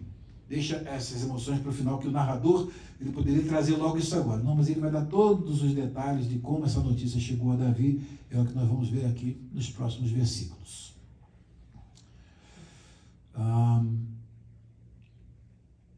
Pergunta de número 4. O que Joabe fez para os homens de Davi cessarem a perseguição e onde eles sepultaram Absalão e o que eles fizeram sobre a sua sepultura? Os versículos 16 e 18 nos dizem o seguinte, versos 16 ao 18. A seguir, Joabe tocou a trombeta. Então, quando Absalão é morto, a trombeta ia anunciar o quê? Olha, vocês perderam, porque o Absalão está morto. Aí o exército de Israel ouviu a trombeta tocar e viu que era dos homens de Davi. E aí então a única coisa agora é fugir. Tá? E nessa fuga desesperada que eles já estavam, muitos não chegaram do outro lado para sair da floresta, atravessar o Jordão e voltar para casa. Mas outros conseguiram ainda ir para casa. Se morreram 20.000, imagine o tamanho do exército que estava sendo liderado por Absalão. Uma quantidade, obviamente, enorme. E aí, então, diz aqui, e como é que é a trombeta aqui?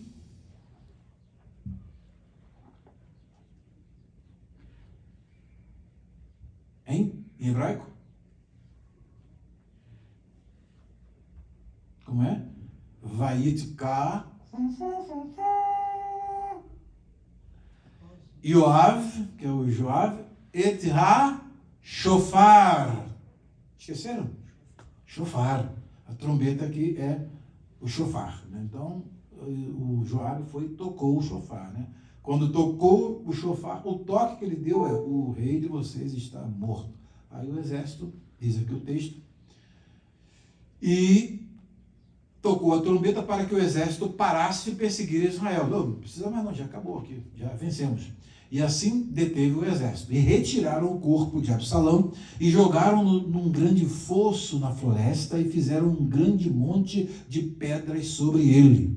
Enquanto isso, todos os israelitas fugiam para casa. O restante dos 20.000, que foram, obviamente, podia ter uns 40.000 aí, 30.000 a 40.000 homens ou até mais desse exército voltaram para casa. Quando em vida, aí o autor vai focar aqui no Absalão. Observe bem que o Absalão é uma personagem importante.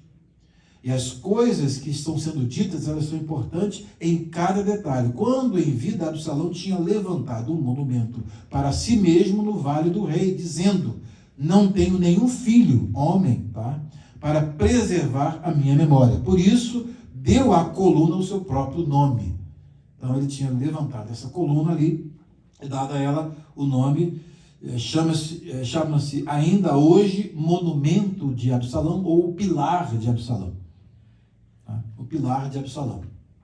Então, exatamente qual o objetivo? O objetivo é para preservar a memória dele. Mas, na realidade, quando se vê aqui o que acontece com ele, qual é a memória que fica de Absalão em face toda a história dele contada desde lá do capítulo 13 ao 18?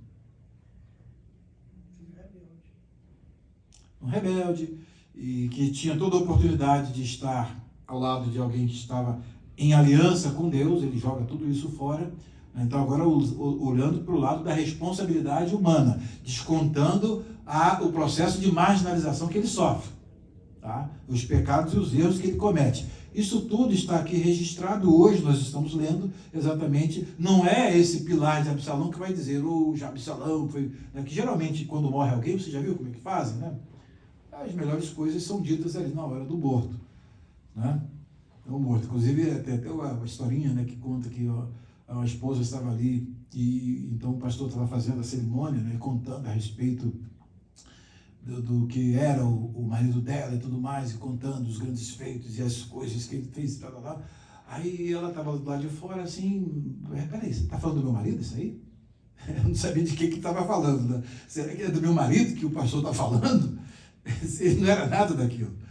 Porém, no dia do sepultamento, para amenizar, estava lhe contando as proezas dele. Na realidade, ela que sabia o marido que tinha dentro de casa. Né? Dentro de casa. Então, até aquela outra, né, que um dia chegou com a mudança na porta da igreja. Você já ouviu essa história? Essa história chegou com a mudança na porta da igreja. Pastor, o que você está fazendo? Estou mudando para cá. Por quê? Porque eu quero ter o marido que eu tenho aqui na igreja, já que eu não tenho lá em casa, estou aqui. Eu quero esse marido que eu tenho aqui na igreja, porque lá em casa é totalmente outro. Então, são historinhas assim interessantes. Né? Então, o pilar de Absalão, o monumento de Absalão, não vai dizer que Absalão era um grande homem e a memória dele é preservada por aquilo que a Bíblia deixou registrado a respeito dele. Ou seja, a nossa história pode não corresponder de fato àquele dia do sermão, no dia da nossa morte. Da vossa morte, eu não quero morrer, não.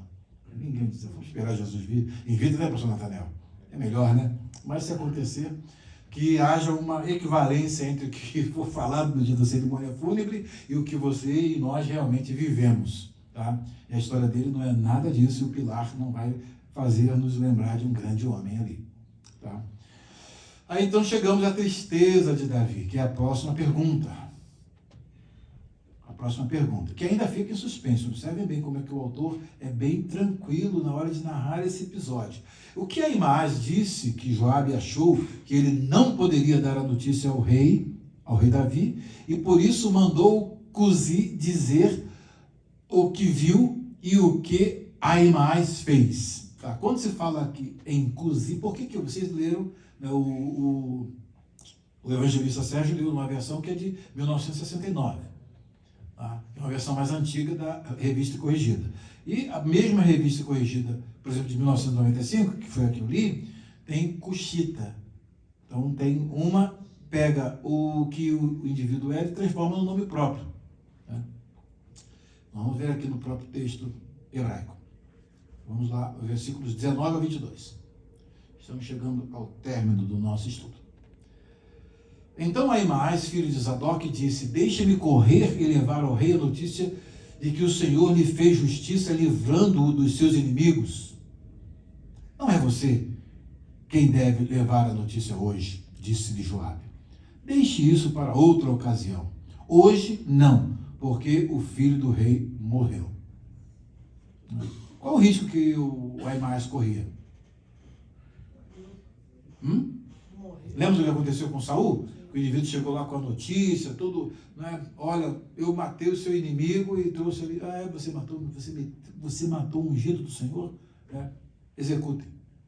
Então, o Ahimaás estava querendo correr, já melhor você não ir, não se arrisque não. Né? Não se arrisque não. Então Joabe ordenou a um etíope, e aqui que está o ponto. Por que essa versão traz o etíope? E aqui no hebraico traz o quê? O Cushita, que ele era de Cush, e exatamente aqui era na Etiópia. Então, esse indivíduo era etíope. Tá? Então, quando aqui, ó, Lacushi, aqui, que era o israeli, então agora aqui israeli, o israelita, e agora aqui Lacushi, então essa terminação era que ele era o cuxita, exatamente de Cush, que era na Etiópia. Então ele era um etíope. Para facilitar o leitor que não tem nenhum desse background, a NVI não segue nem a tradução RC, que é Revista Corrigida, e nem a versão que tem a corrigida, e nem a outra que poderia trazer aqui como cuxita, porque também ficaria perdido o leitor contemporâneo. Então ela faz o quê? Faz exatamente isso. Ela diz que é o etíope e coloca numa nota aqui, no hebraico diz cuxita, também em outros textos que ela diz, nos versículos 21, no 22, no 23, no 31 e no 32. O hebraico traz cuxita, mas para facilitar, onde ficava isso? Na Etiópia. Então ele era o quê? Se ele morava na Etiópia, ele era um etíope. Tá? Então isso aqui é a chamada tradução por equivalência dinâmica. E a outra tradução é por equivalência formal. Então, por equivalência formal, se traduz ou Cuse, como fez a RC, ou Cuxita, como fez a outra versão, da própria Almeida, de 1995, ou a NVI. Bem, vamos facilitar? Onde fica Cush? Na Etiópia. Então, ele era um etíope. Pronto. Aí o leitor contemporâneo assimila sem fazer todo esse trajeto e muito menos saber o que está no texto original. É bem verdade que ela coloca sempre uma notinha aqui, se você observar, isso aqui é uma nota, né, que ela coloca. Você clica na nota aqui no texto, né, e você vai ver que aparece também na nota de rodapé do próprio texto da NVI. No hebraico, Cuxita, também em 18, 21, 23, 22, 23, 31 e 32. Ok? Então, por isso que ela traduz o etíope. Vai dizer ao rei o que você viu. O etíope inclinou-se diante de Joabe e saiu correndo para levar a notícia. Todavia, Ahimaás, filho de Zadok, disse de novo a Joabe: não importa o que aconteça, deixe-me ir com o etíope. Joabe, porém, respondeu: por que você está querendo tanto ir, meu filho?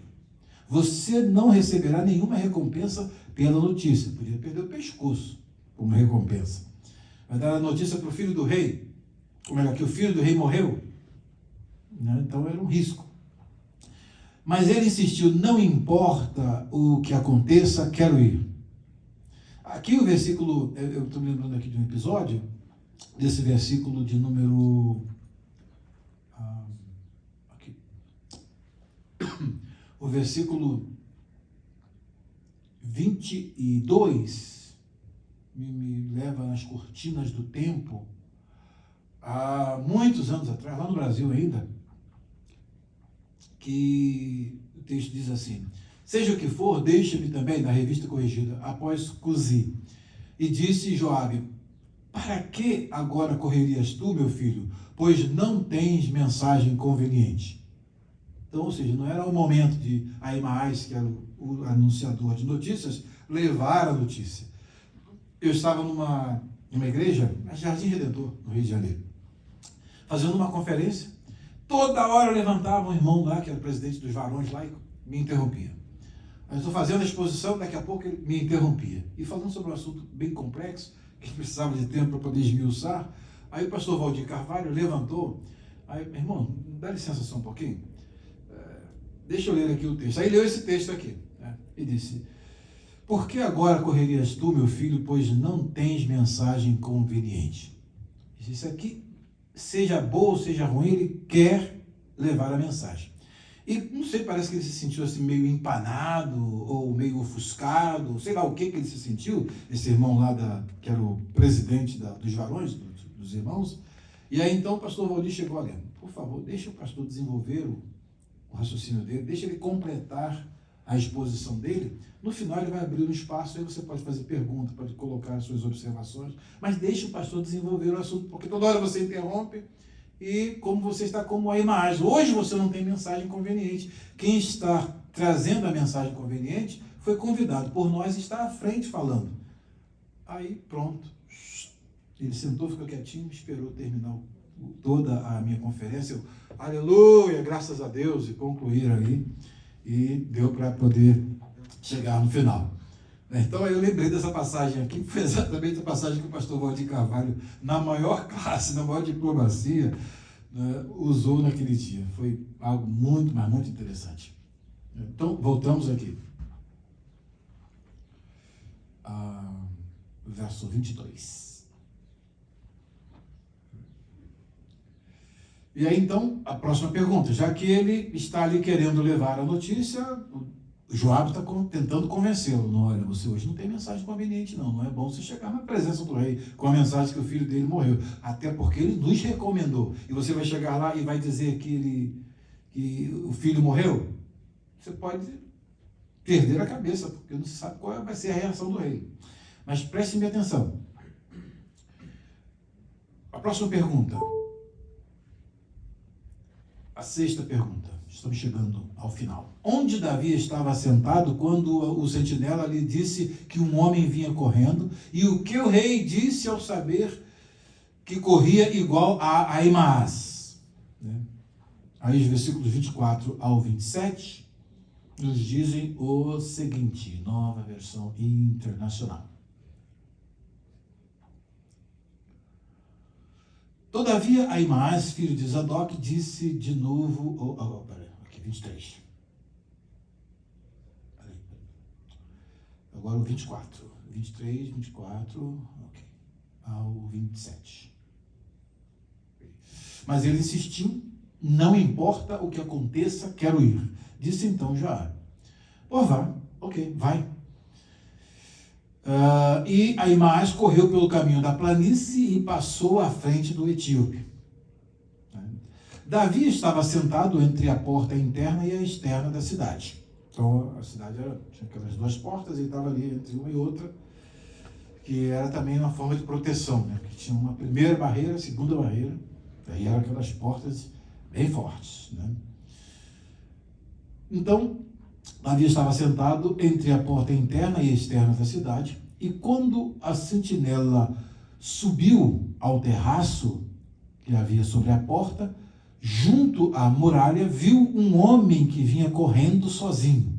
A sentinela gritou, avisando o rei. O rei disse, se ele está sozinho, deve trazer boa notícia.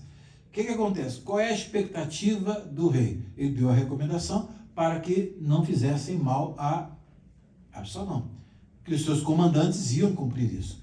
Mas Joabe já tinha experiência com Absalão. Lembram de uma?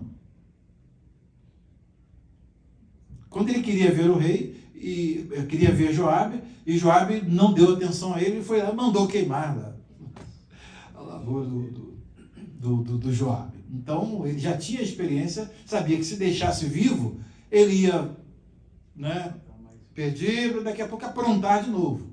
Então, Joabe, já tendo experiência anterior, eliminou o problema de uma vez ali. E também tudo está de acordo com aquilo que ele fez. Entrou as concubinas do seu pai, sentença para ele, morte. Só ler Levítico. Né? Aí vejam bem o que acontece. A sentinela gritou, avisando o rei disse, se ele está sozinho, deve trazer boa notícia. E o homem foi se aproximando. Então, a sentinela viu outro homem que vinha correndo e gritou ao porteiro, vem outro homem correndo sozinho. Esse também deve estar trazendo boa notícia, exclamou o rei. Essa é a expectativa do rei. É a expectativa.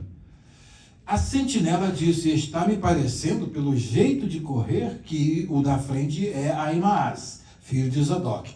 Aí Ahimaás, é um homem bom, é um bom homem, disse o rei. Ele traz boas notícias. Era o desejo do rei. Então Ahimaás aproximou-se do rei e o saudou. Prostrou-se, rosto em terra, diante do rei e disse, bendito seja o Senhor, o teu Deus. Ele entregou os homens que se rebelaram contra o rei, meu senhor. Vamos logo à próxima pergunta. Vamos logo à próxima pergunta, que é 7. Está aqui. Onde o Davi estava sentado quando a sentinela lhe disse que um homem vinha correndo, E o que o rei disse ao saber que corria igual a Ahimaás. Até o verso 27. E a próxima, então, o que o rei Davi fez, demonstrando que não aceitou a declaração de Ahimaás, o que ele fez diante do rei e qual a única pergunta que o rei lhe fez. Aí vai até o verso 30. Vamos lá.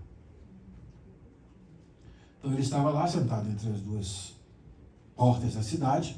Tá? E aí, então Ahimaás aproximou-se do rei e o saudou, prostrou-se, rosto em terra diante do rei, e disse: bendito seja o Senhor, o teu Deus. Ele entregou os homens que se rebelaram contra o rei, meu senhor. O rei perguntou: o jovem Absalão está bem? Esta é a pergunta. Vayomer Hamelech, disse o rei: Shalom lanar leav shalom? Paz a, hoje no caso, para Absalão? O jovem Absalão está bem? Shalom, aqui foi traduzido como estar bem. A palavra shalom tem vários sentidos, né? E ela é usada em Israel também hoje com vários sentidos. Paz, prosperidade, saúde. Você chega num lugar, oh, shalom, shalom. Oi, chegando aqui. Né?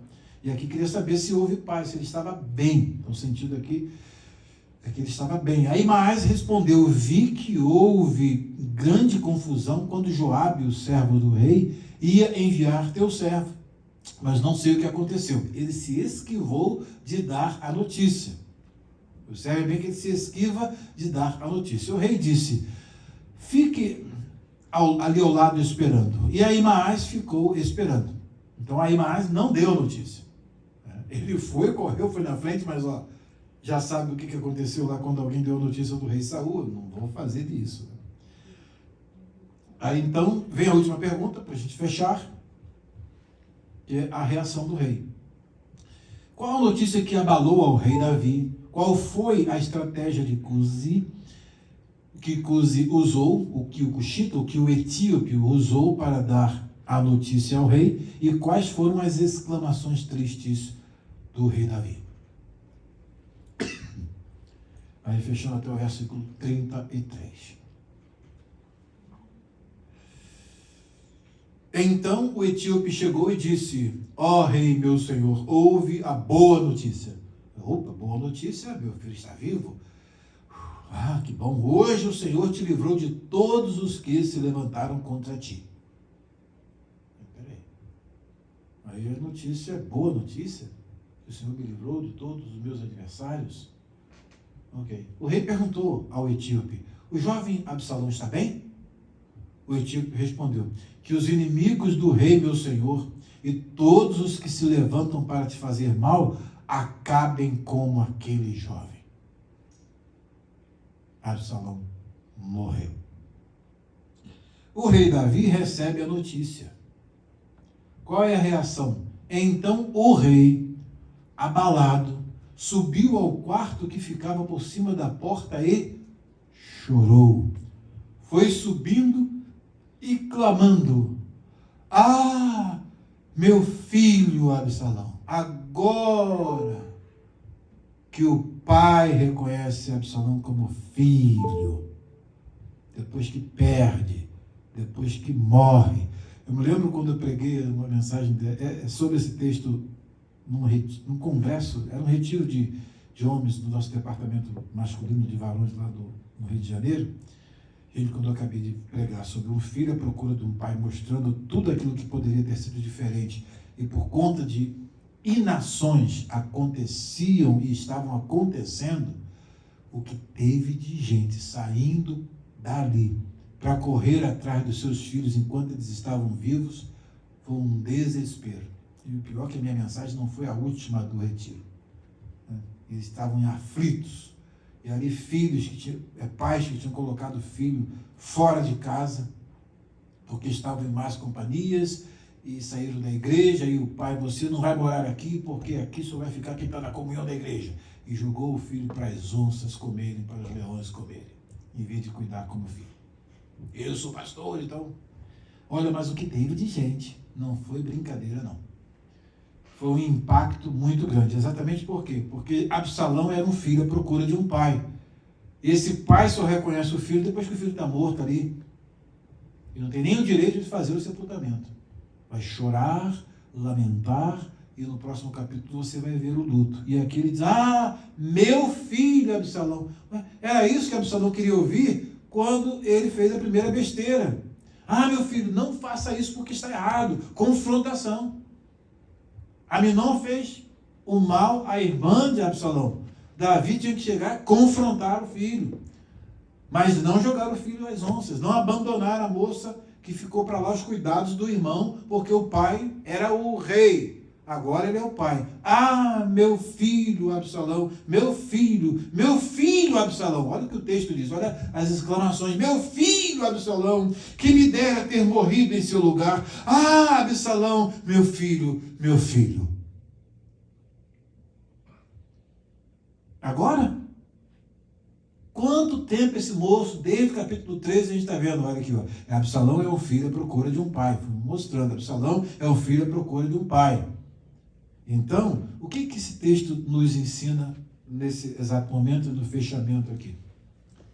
É que nós precisamos ser pais dos nossos filhos. Quem tem filho, esses filhos precisam de pai. Antes de você ser o pastor, ser o evangelista, ser o homem do ministério, você tem uma família. E você precisa ver, em primeiro lugar, sua relação com Deus e, na sequência, sua relação com a sua família.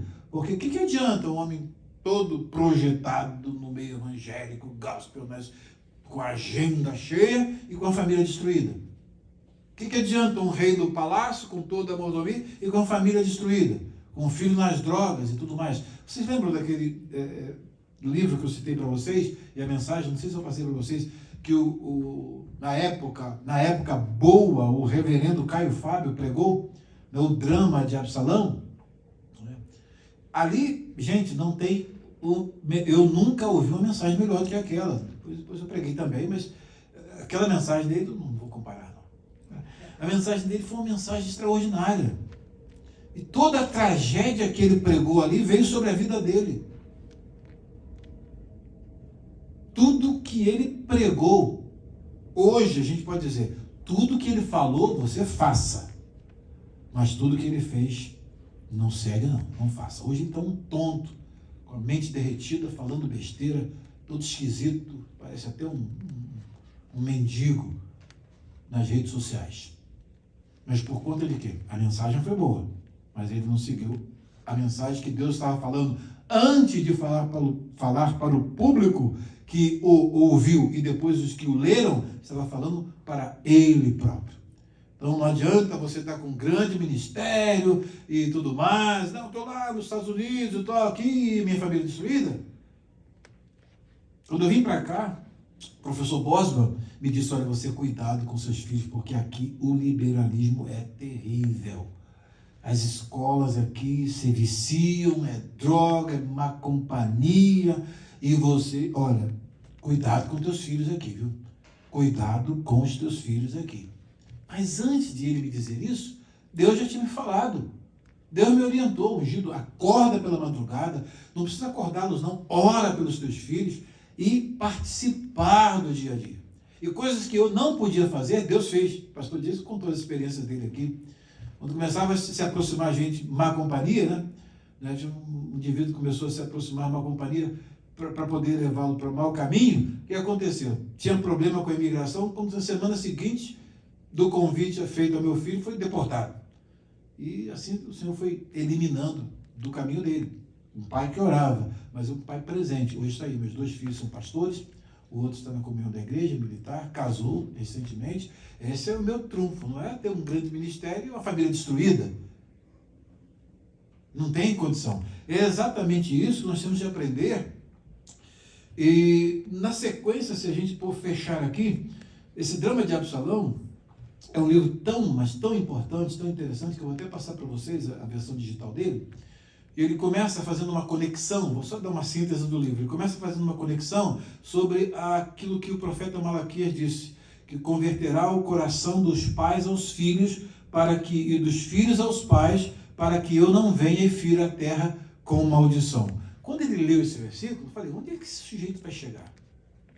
Gente, ele fez um percurso na vida de Absalão e mostrando que, enquanto vocês estão aí com esse negócio de quebra de maldições e tudo, vamos ver como é que as maldições surgem, como é que elas acontecem. E ele faz toda uma descrição da vida de Absalão, que está todo esse drama, desde o do início até o final, e depois mostra as faltas dos pais e quais são os conselhos positivos. Em síntese,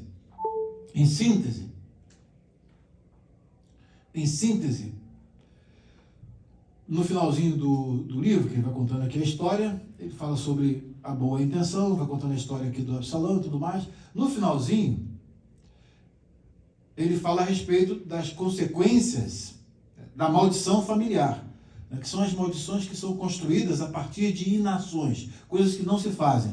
Ele fala sobre a maldição do ódio e começa a mostrar, olha como surgiu o ódio em Absalão. No segundo momento, ele mostra que a maldição do ódio só se quebra quando pais e filhos vivem em um relacionamento franco, transparente, no qual a verdade e a sinceridade de atitudes se somam a uma prática de amor genuíno, constante e compromissado com as necessidades dos membros da família. Quando se abre mão disso, ele fala, eu tenho uma agenda que eu prego umas 600 vezes por ano. Umas 600 vezes por ano. Mas eu me dou, na época ele fazia assim, mas eu me dou o sacrifício de quê? Tenho que pregar no Pará. Eu saio 5 horas da manhã, vou para o Pará, prego 10 horas, prego meio-dia, prego 2 da tarde, prego às 15 horas, depois pego um avião e vou para casa, pago um preço. Mas para ver como é que está meu filho, converso com a minha filha, sento com eles, como é que foi o dia. Era assim. Pena que acabou do jeito que acabou. Mas o que ele escreve realmente é bom. A questão da maldição do amor fácil, ele fala aqui sobre a questão de como Davi quis resolver o problema. Quando Absalão estava querendo a presença dele, ver a face dele. O que ele diz? Não, um beijinho só resolve o problema. Beijinho resolveu o problema? Não resolveu. E assim ele vai contando, depois vocês vão ler no livro, né, o ciúme que Absalão tinha do Joabe. E aí, as atitudes práticas que nos ajudam a evitar a maldição familiar. Só o que nos salva da tragédia familiar é a nossa conversão aos nossos filhos. É estar no dia a dia. Não adianta chegar e orar e pedir a Deus e não fazer nada, não agir. E ele então vai contando aqui algumas experiências importantes. O segundo aspecto que ele coloca aqui, são as marcas de pais convertidos a seus filhos. Pais convertidos a seus filhos não transferem responsabilidade. Não deixa com o avô lá fora, porque o avô também tinha um monte de problemas contra Davi e acabou de envenenar mais Absalão. Então, essa transferência, que os pais muitas das vezes, a responsabilidade é da professora da escola. Não, educação não, é conosco. É da escola bíblica. Não, é conosco, pais, a responsabilidade é nossa. Então, é intransferível. Não é a professora da escola, não é a professora do ensino médio, da faculdade, é em casa. E hoje, principalmente quando nós estamos aí numa cultura totalmente esquerdizada, com coisas as mais absurdas que estão passando dentro das escolas, é importante que o filho tenha uma estrutura familiar que dê suporte a ele para poder viver nesse ambiente sem sair dos caminhos do Senhor. A sua experiência com Deus. Então, pais convertidos aos filhos não minimizam o poder das amarguras familiares. Teve um problema com Aminon, vamos lá resolver o problema. Teve um problema com Tamar, vamos lá resolver o problema, antes que gere outro problema, que é o assassinato, que um irmão mata o outro. Pais convertidos aos filhos consideram cuidadosamente os sentimentos perniciosos, nocivos a uma relação familiar sadia e tratam-nos de forma amadurecida. Ele vai dizendo, pais convertidos a seus filhos não reagem aos filhos apenas emocionalmente. Simplesmente é um beijinho, meu filho. Tá, vai cuidar da sua vida. Não era isso que ele queria. É envolvimento, é entrelaçamento com o filho, com o pai, no caso. E isso não acontecia. Pais convertidos aos seus filhos não fogem dos seus pecados da juventude, antes os resolvendo na presença dos filhos. Por que Davi ficou tão inativo? Por causa do pecado dele. Ele foi um criminoso, mandante de um assassinato do marido de uma mulher, para ficar com a mulher com quem ele adulterou. Esse complexo de culpa indicava o quê? Que Davi tinha recebido o perdão de Deus, mas não se perdoava. Se tornou um homem inativo. Em vez de tratar isso, né? E o Caio conta, né? A juventude do Caio foi uma bagunça, foi na desordem. Ele conta como é que ele tratava isso com os filhos. Eu entrei por esse caminho, filho, mas não entra não. Não vai não, fica nos pés do Senhor, fica na presença do Senhor. Gente, é um livro muito interessante. Isso aqui é a transcrição e estilização do livro dele. Marcas de filhos convertidos aos seus pais. Filhos convertidos aos pais têm consciência de que não estão fadados, predestinados a serem produtos dos pecados dos pais, nem a cometerem os mesmos erros deles. Isso é muito importante. Eu vivi isso. Eu não tive pai para estar comigo. Meu pai, prisioneiro, presidiário. Quando o Senhor me salvou, cadê a presença do pai? Eu nunca tive essa presença de pai. Meus filhos foram bem-aventurados, né? Eu nasci num lar evangélico, uma serva de Deus. Eu não. Eu nasci de um pai, né, que só fui conhecer mesmo e ter relação com ele depois que ele saiu da cadeia e depois de muitos anos. Muitos anos eu já estava casado e pai de filhos. E era muito diferente. No entanto, isso não me fadou a ser o que ele foi.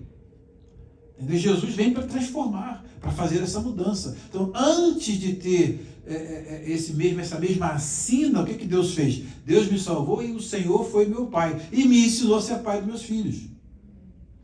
Então, aí rompe essa maldição de péssimos pais, terem péssimos filhos, que vão ser péssimos pais, e vai essa reação em cadeia. É o que a nossa sociedade está experimentando. A igreja é o único meio de Deus quebrar essa cadeia. De nós nos tornarmos, pela relação com Deus, em ótimos pais, para que os nossos filhos também sejam bons pais para os filhos deles, e temos uma geração que cresce na presença de Deus e vão ser servos de Deus e ter uma vida abençoada, e é isso que vale na nossa vida. Ter fama, ter nome, né, ser projetado, perdendo a família. Que adianta o homem ganhar o mundo todo e perder a alma dos seus filhos? E perder a alma da sua esposa, e perder a alma da sua família? Não vale a pena. Então, que Deus nos abençoe, e até o nosso próximo encontro, na semana que vem. Obrigado pela paciência de vocês, e o nosso almoço já está cheirando aí embaixo. Já está cheirando, já está gostoso. Que Deus nos abençoe. Amém.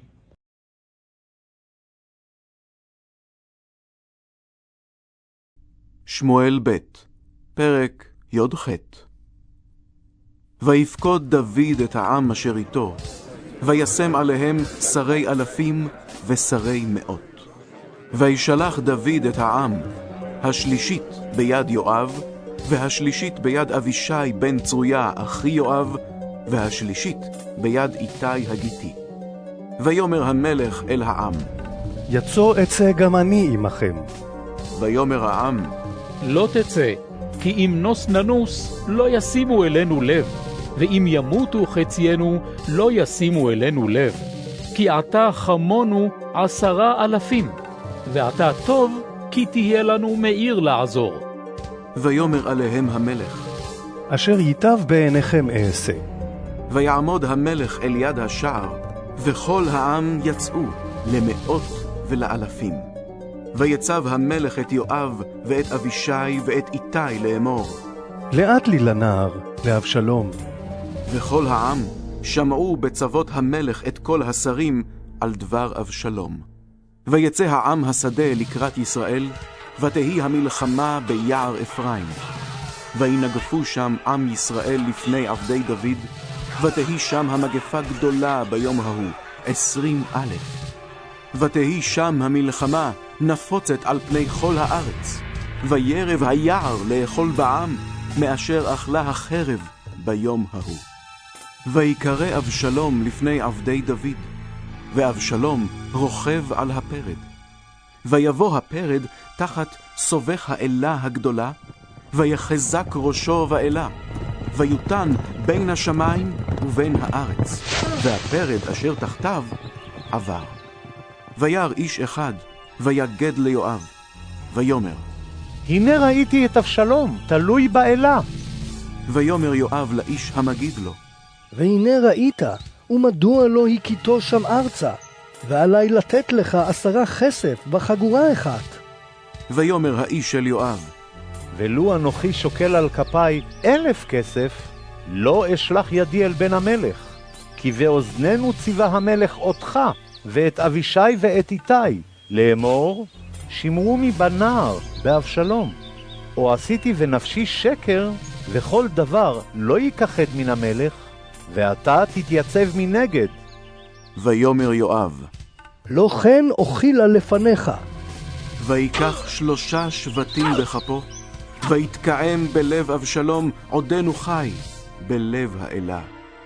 ויסובו 10 נערים נושאי כלי יואב, ויכו את אבשלום, וימיתוהו. ויתקע יואב בשופר, וישוב העם מרדוף אחרי ישראל, כי חסך יואב את העם. ויקחו את אבשלום, וישליכו אותו ביער אל הפחת הגדול, ויציבו עליו גל אבנים גדול מאוד, וכל ישראל נסו איש לאוהליו. ואבשלום לקח ויצב לו בחייו את מצבת אשר בעמק המלך, כי אמר, אין לי בן בעבור הזכיר שמי. ויקרא למצבת על שמו, ויקרא לה יד אבשלום עד היום הזה. ואחימעץ בן צדוק אמר, ערוצה נא ואבשרה את המלך, כי שפטו אדוני מיד אויביו. ויאמר לו יואב, לא איש בשורה אתה היום הזה, ובישרת ביום אחר, והיום הזה לא תבשר, כי על כן בן המלך מת. ויאמר יואב לכושי, לך, הגד למלך אשר ראית.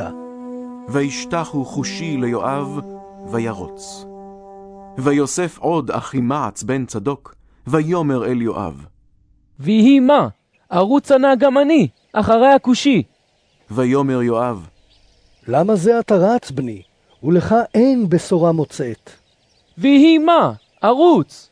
ויאמר לו, רוץ. וירוץ אחימעץ דרך הכיכר, ויעבור את הכושי.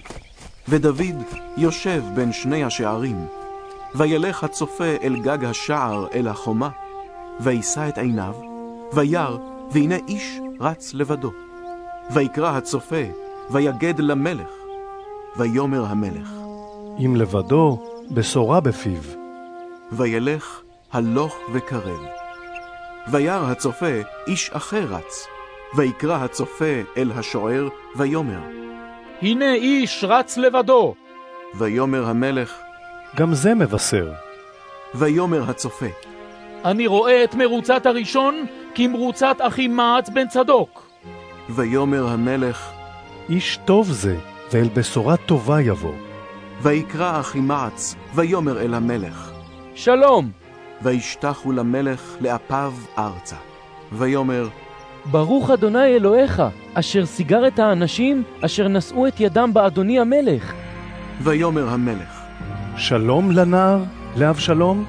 ויאמר אחימעץ, ראיתי ההמון הגדול לשלוח את עבד המלך יואב ואת עבדיך, ולא ידעתי מה. ויאמר המלך, סוב, התייצב כה. ויסוב ויעמוד. והנה הכושי בא. ויאמר הכושי, התבשר אדוני המלך, כי שפטך אדוני היום מיד כל הקמים עליך. ויאמר המלך אל הכושי, השלום לנער, לאבשלום? ויאמר הכושי, יהיו כנער אויבי אדוני המלך, וכל אשר קמו עליך לרעה.